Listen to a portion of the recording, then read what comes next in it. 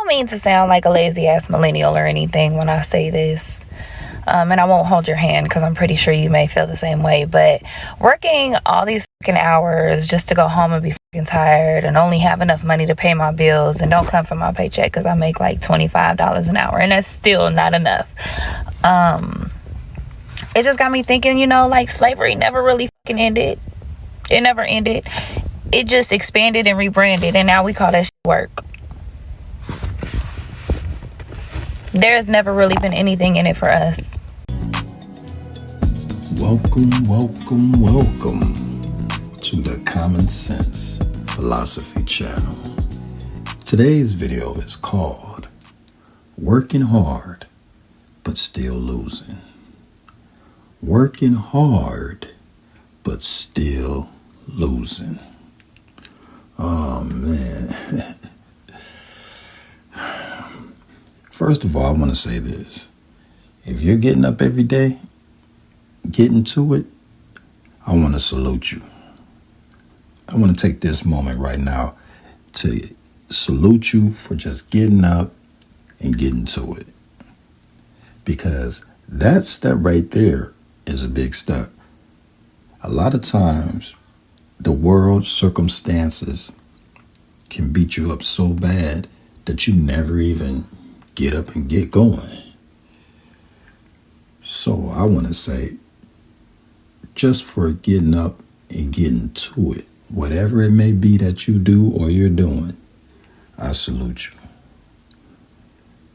Now that you're on that move, you have to be clear that whatever you're getting to, there had to be some pre-thought. You have to think about what you're doing with your energy so when you start getting to it, you don't find out it's all toe up. You don't want to live your life with regrets. So you want to have some type of plan.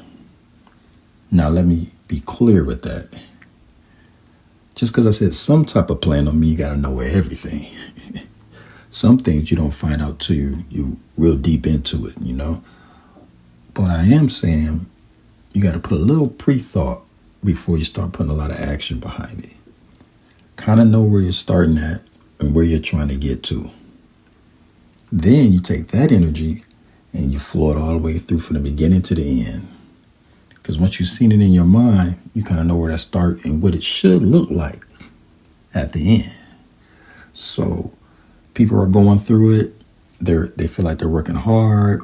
They're putting all their money into their businesses. They're running social media ads. They're marketing it. They just feel like they're doing everything. And either they're losing their sites or they're losing their Instagram or their TikToks or they're over leveraged with their business. So many things are happening that's making people feel like it's not going to work. But I want to tell you to keep going because it will work and you will get there because dreams come true. So thanks for coming and checking out the Common Sense Philosophy Channel. Remember to like and subscribe on your way out. Also, always use your common sense and don't be afraid to philosophize. Check out these videos. I don't agree with everything, but I like to put different perspectives. And, leave a comment so we can hear your perspective because your voice is important too. You guys have a good day. I'll talk to you later. Yep.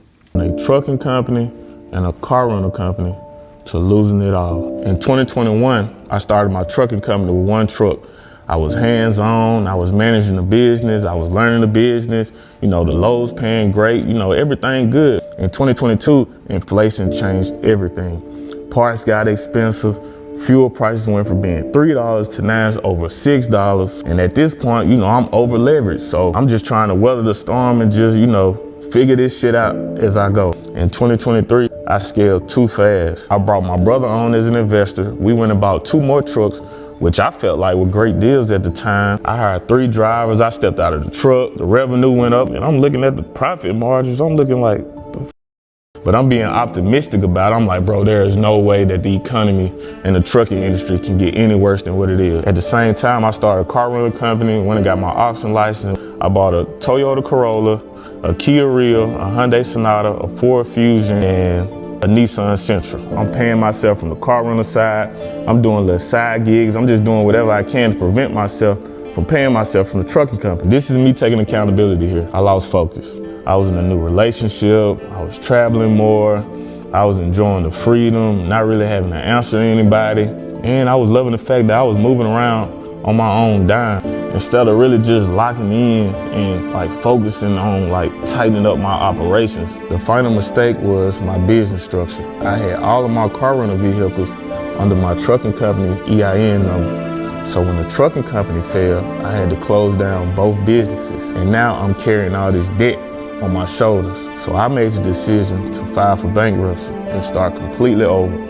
So I'm gonna try and make this video like without crying because I've been crying, but Instagram just took down my whole page, my main page and my business page. I can't say why they took it down, otherwise TikTok will penalize me, but I'm gonna put it on the screen. I have not done anything of the sort. On my personal page, I literally posted 2 or 3 days ago, and it was a picture of a date night with my husband. And on my business page, it's solely business.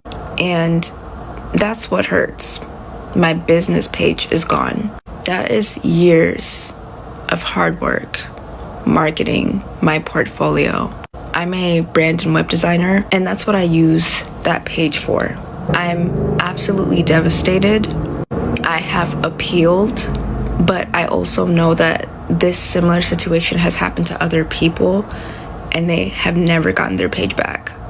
I had potential clients on there, and that's thousands in revenue.